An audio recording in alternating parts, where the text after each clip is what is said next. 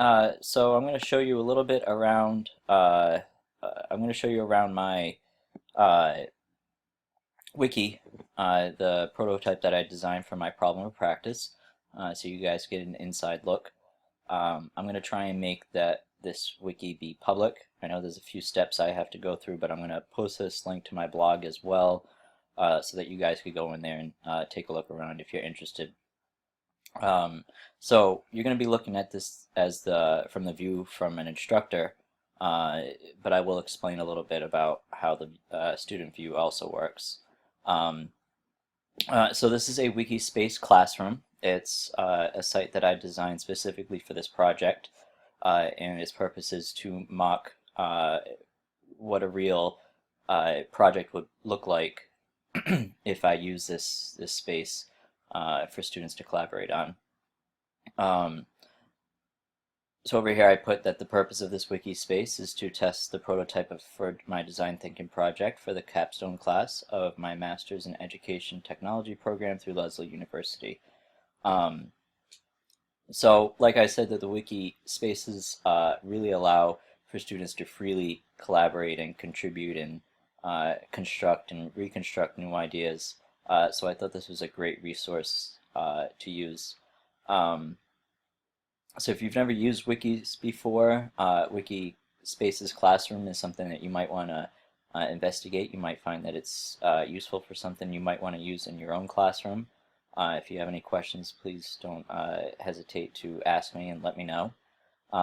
So this is the home page. I really tried to set it up as much as possible as if students were really going to be looking at it. So I put a little description down here with an image. As you can see on this side of the screen is where the toolbar is, much like in my Lesley, where it's on the left-hand side, it's on the right-hand side here. And you can see there's some links to a few pages. But if you were to log in as a student, depending on what group you would be assigned to, over there in the screen you would see something that looks like this, with a link to the group page that you have been assigned to. Something that was suggested to me, that through my research, predetermining groups ahead of time really helps set the collaboration process up for success. So I decided for my participants that I would pre-select their groups. Um,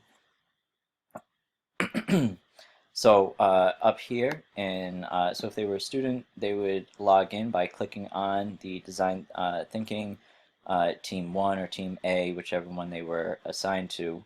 If I go up here and click on projects, for the instructor, it'll show me that I have one project currently running. I have two teams, Team 1 and Team A. So I click on this, it'll bring me to the group setup. Over here would be a list of the members of the wiki, and then you could just drag them over here to the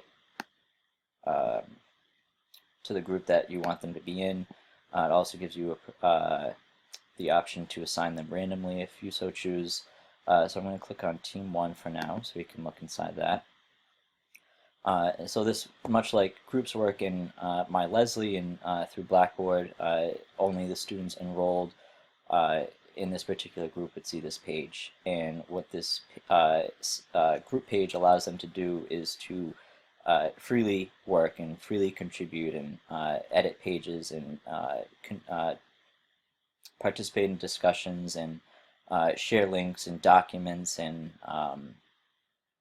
really use this space to do a lot of their plan and a lot of their work. So I gave a short description of the project over here. Back on the home page, if I quickly go back here, if I scroll over here on the right hand side, I do have a link to the project description. So I'm hoping that once you guys have access, you'll be able to go through and really read through that. I tried to assign roles and the expectations for each person that chooses to be in that role. I've included criteria and guidelines for working with the expert.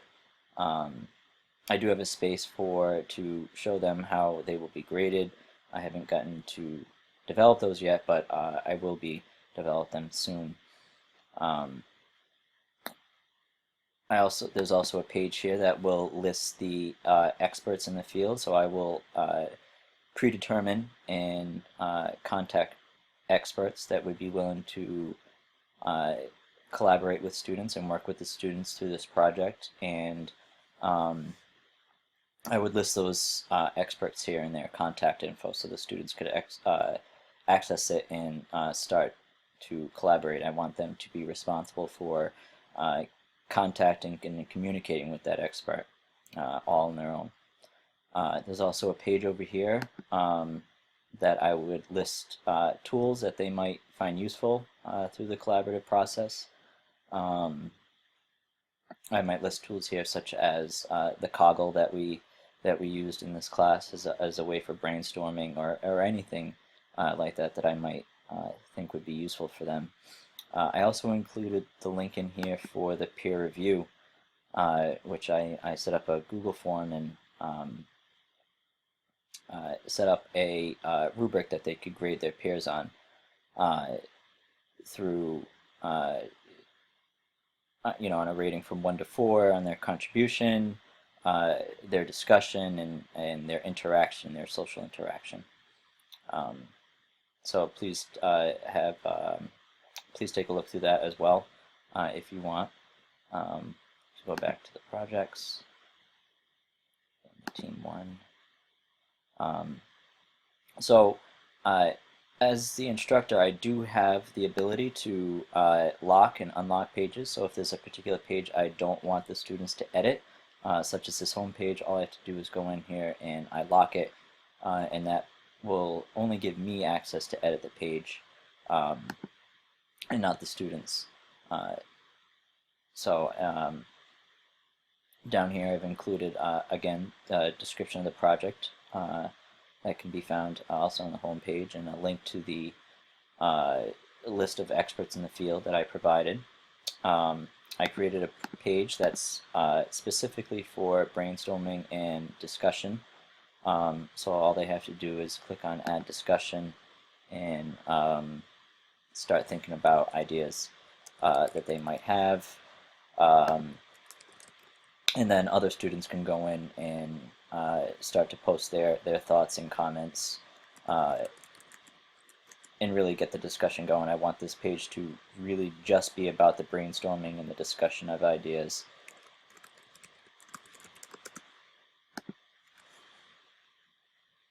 And then other students can go and comment. Something I haven't done yet, but I would require my students to do is to upload a picture. I think having a picture there really helps bring it to a more personal level. Being able to see the person's face, I think, is important for making that connection. I've included a link in a page in the groups that will allow them to upload files. So this is a page they can edit, and to post links for if they were to use a Google Doc, which I suggest, because those are easily edited by multiple users, so including the links to that, or their Noteflight, which is a tool they'll be using to complete their project. I've also included the peer review page in here as well for them to access within the group, and I've also included a page where they will list their Skype usernames, and I'm going to lay out in the expectations that I think it's really important for them to have one, if not more, Skype sessions where they all sit down together and talk things out and discuss some things. So I really think having those video conferences are really important if the tools are there for the students to use and really help break down the barriers that we face in online learning. I think Skype is one of those tools that really help us to bridge those gaps that we face. So again, this is another page that they can edit. And then another cool thing that I like about the wiki is that you can go in, and if I click on assessment up here, it'll show me how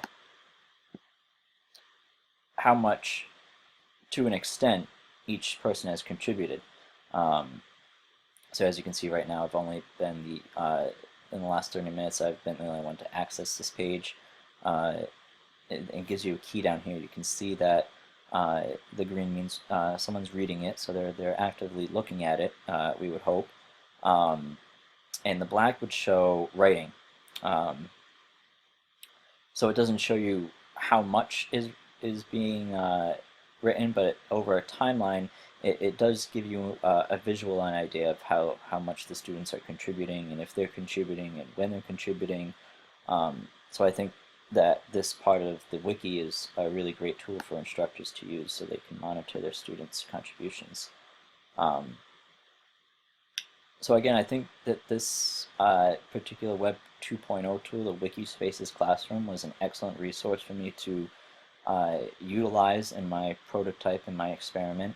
I think it has a lot of great features to it and a lot of great possibilities that opens a lot of I think it opens the students' doors to a lot more possibilities to collaborate and more opportunities to